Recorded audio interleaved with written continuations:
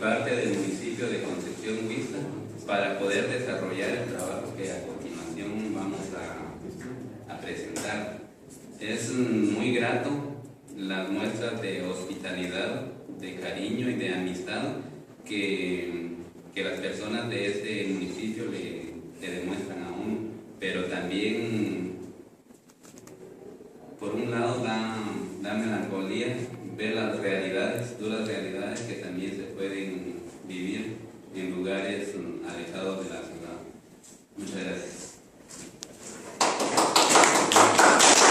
Compañeros de la Universidad María Nogales de Guatemala, sección Guatemala, en esta oportunidad pues estamos presentes acá desarrollando la investigación de antropología general. Para que se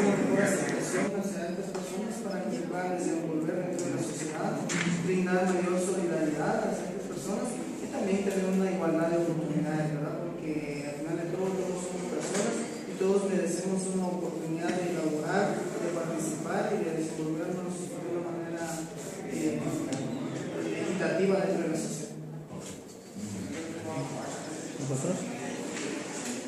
Dentro de los prejuicios tenemos entre los prejuicios, la gente pobre trabaja en el campo. Entre la sociedad y asimismo también la condición económica, que eso es algo que es uno de los aspectos más importantes, y la forma de expresarse ante los demás. Dentro de los deseos tenemos promover eventos donde exista la equidad, la aceptación de las formas de vivir de cada una de los grupos étnicos y promover una identidad cultural, pero tal vez todo esto amarrado a reforzar los valores que muchas veces se han perdido y que va a ser... Estamos hablando prácticamente de una educación bilingüe intercultural para la población indígena, pero no hay una educación bilingüe interculturalidad para la población ladina, no hay. O sea, solo hay para. Y eso no es interculturalidad. Interculturalidad es una relación recíproca en donde como modelo de política pública. ¿Y por qué y saben ustedes cómo surge la multiculturalidad? Surge en el contexto de la Guerra Fría, de los conflictos que se dieron a nivel de las naciones, especialmente como Guatemala, como una política de contrainsurgencia. Recuérdense, en Guatemala en 1985, ¿en qué gobierno se empieza la educación bilingüe? En el gobierno, ¿quién sabe? En 80-84, Lucas García, Ríos Montt, de ahí surge. ¿En qué momento se empieza que incluso la ley de educación bilingüe sale en 1985 en un gobierno militar? O sea que aquí, como una política pública y como un pensamiento social de reacción frente a la uniformización cultural en tiempos de globalización. Ese es el contexto. Hay guerra, hay globalización, se empieza y entonces se empieza a hablar de eso. Incluso hablar del aspecto financiero. Surge en el debate sobre la crisis del Estado-Nación. Había una crisis en el Estado-Nación. Y recuerden cuál es la diferencia, digamos, cuando hablamos de Estado-Nación. Estado es la delimitación territorial. Ese es el Estado. Pero no hay sentimiento. Solo hay una división político-administrativa. O sea, el Estado, podemos hablar digamos, aquí está el mapa de Guatemala, ese es el Estado de Guatemala, ese es Estado, pero cuando hablamos de nación, estamos hablando de sentimiento, estamos hablando de la nación maya, la nación mamba, la nación pautí, la nación campobal, la nación, es decir, sentimientos, valores, elementos culturales propios de un grupo. Esa es la nación. Entonces, por ejemplo, si hablamos de la nación la nación, si hablamos de la nación Man, por ejemplo, si hablamos de la nación Man, nos podemos referir, por ejemplo, aquí está Huehuetenango. Está tomando como ejemplo el desarrollo educativo, el desarrollo intelectual, el desarrollo intercultural, a pesar de tener sus problemas.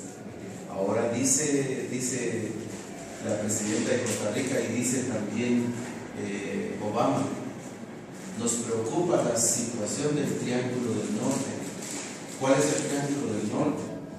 Guatemala, Belice y El Salvador. El Triángulo del Norte.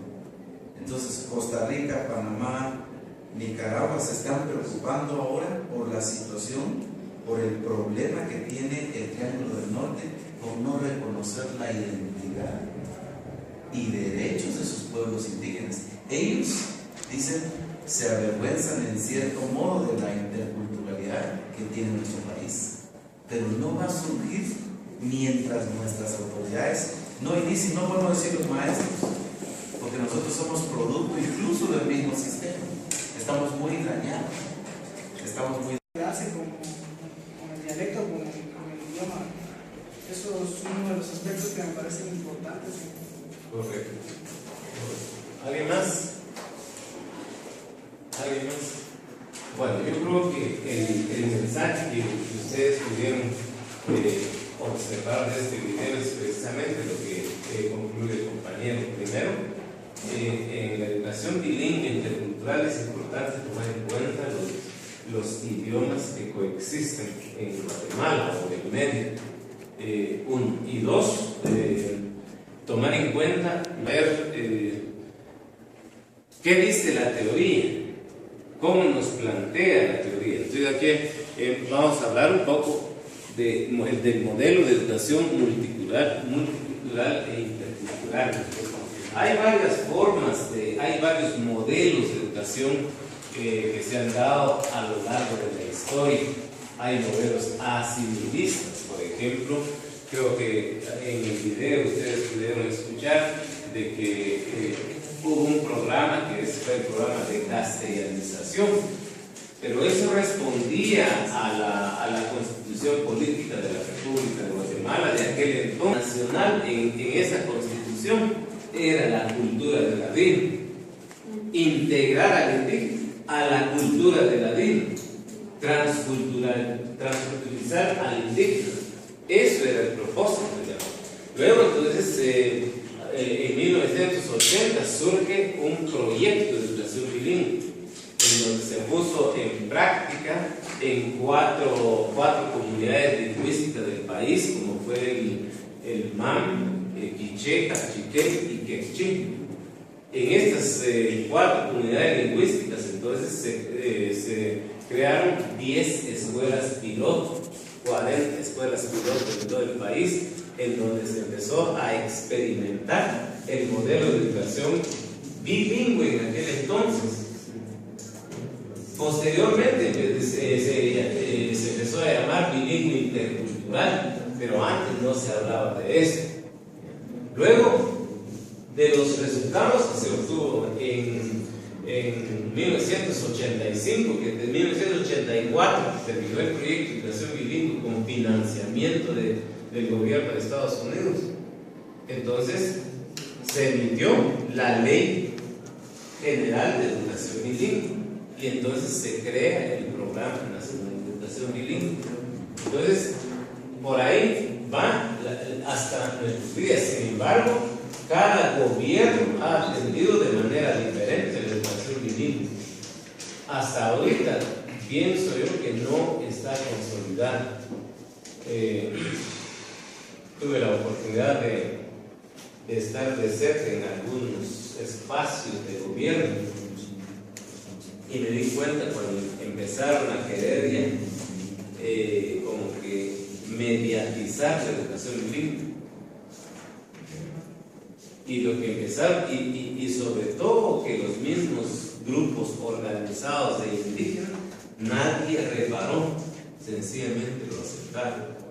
Por ejemplo, en las direcciones departamentales. Yo le decía, mire, yo estaba en una comisión del despacho ministerial cuando empecé a escuchar que la intención y ya no saben realmente, ¿no? Entonces, realmente yo me he puesto a pensar y me he cuestionado cuáles serán los factores de la debilidad de la profesión lingüística. Incluso si ustedes pueden investigar por él cómo, aunque tiene que ver con idiomas, que fue la venta de lenguas mayas de Guatemala, muy poco fue penetrando en el gobernante. Entonces tiene que ver un poco con la identidad cultural. Como que, y me doy cuenta, por ejemplo, mientras que en Quetzaltenango, en la carrera de profesorado de enseñanza media y lingüística aplicada, hay 3 secciones. Cada año hay cohortes. En Huehuetenango apenas estamos terminando una cohorte con 6 alumnos, 7 alumnos. Entonces, ¿qué pasa ahí? Pues,